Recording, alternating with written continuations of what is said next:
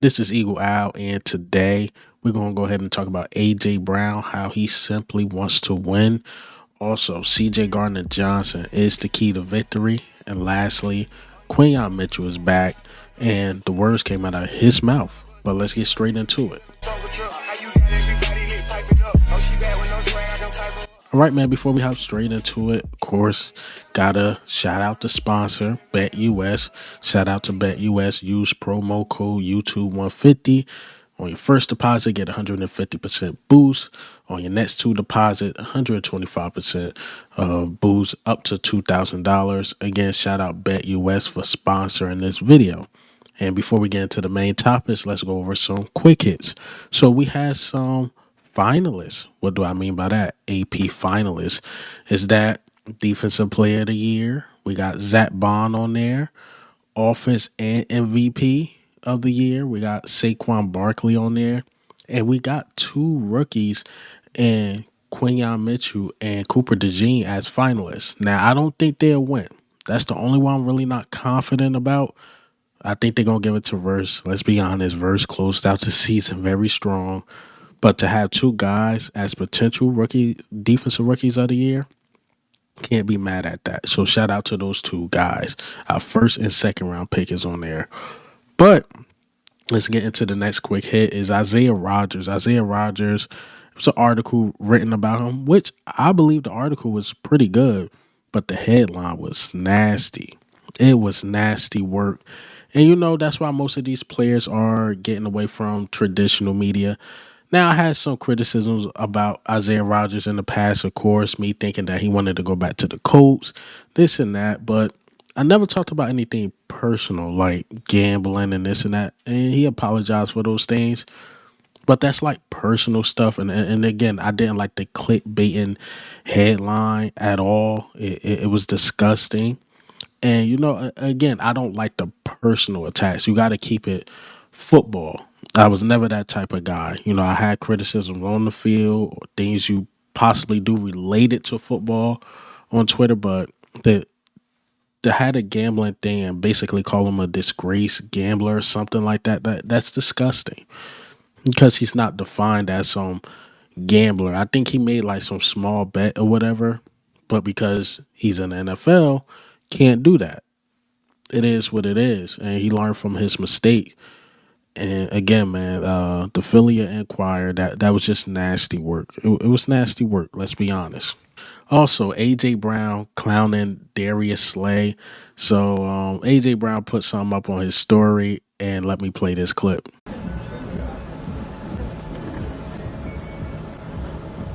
This man got Odell Beckham on his leg.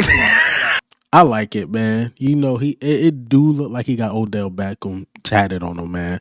That junk look insane. It look crazy, but that's AJ Brown and Darius Slay probably just fooling around in the locker room. And outside looking in, I like to see those type of things because the team is bonding. If you're on the offensive side, defensive side, the team is bonding, and I love to see it. I definitely love to see it.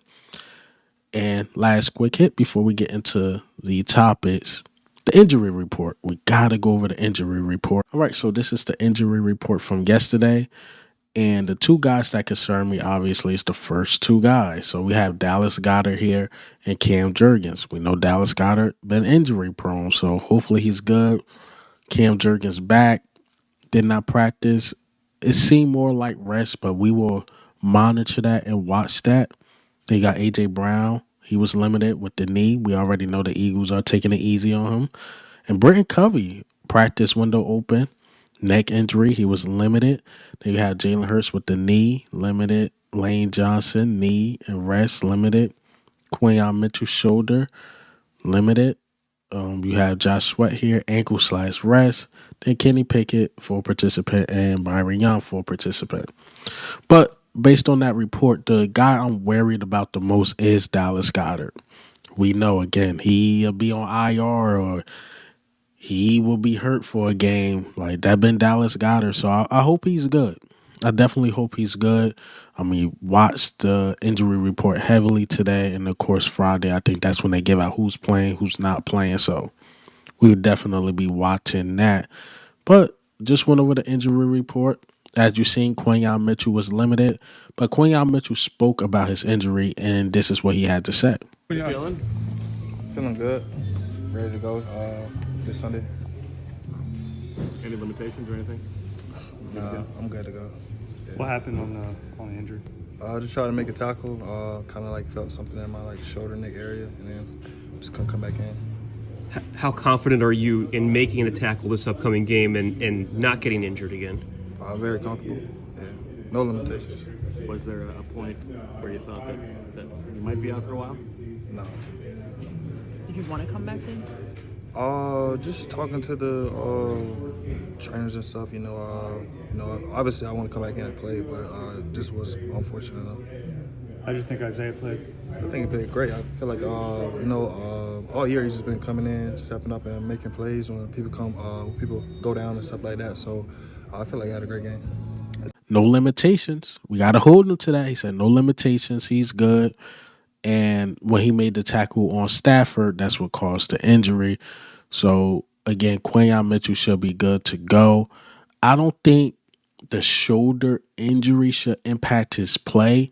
Maybe he probably drop a pick. I hope that don't happen, but a lot of the Twitter doctors or whatever saying this injury should not impact his play. It's not like it's a leg injury or ankle injury, whereas though it slowed down his mobility.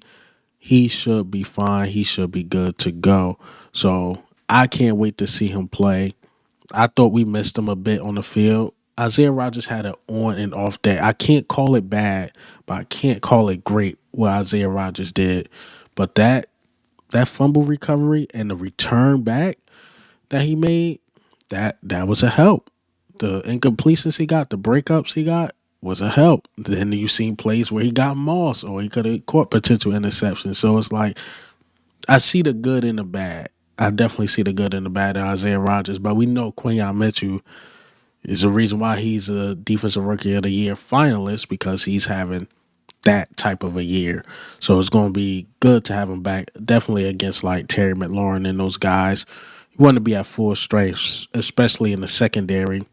I think we could do our job against Brian Robinson and those guys and Eckler, but we're going to need our secondary to hold it down because De'Ami Brown, not the biggest fan of him, but he is having a good postseason. They still got Zacchaeus, who I think is a pretty decent player, and then Terry McLaurin, he's a Pro Bowler, right? So we're going to need our secondary, man. We definitely going to need them at full strength. All right, so CJ Gardner Johnson, man.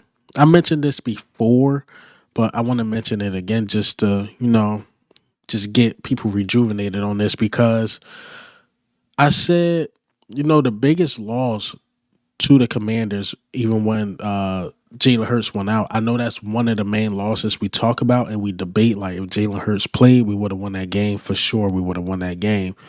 But to me, the biggest one, or maybe up there, was the CJ Gardner Johnson ejection. Because the game-winning touchdown was on C.J. McCollum. It was on him, and he was getting worked up and down the field. Jaden Daniels and the offensive coordinator got to get them credit because they knew once C.J. Gardner Johnson went out, they started attacking the hell out of the middle of the field. None of that wasn't happening when C.J. Gardner Johnson was in. And hell, we got the numbers to back up my claim. And shout out to Anthony DeBona. So he went back on his old tweet, right?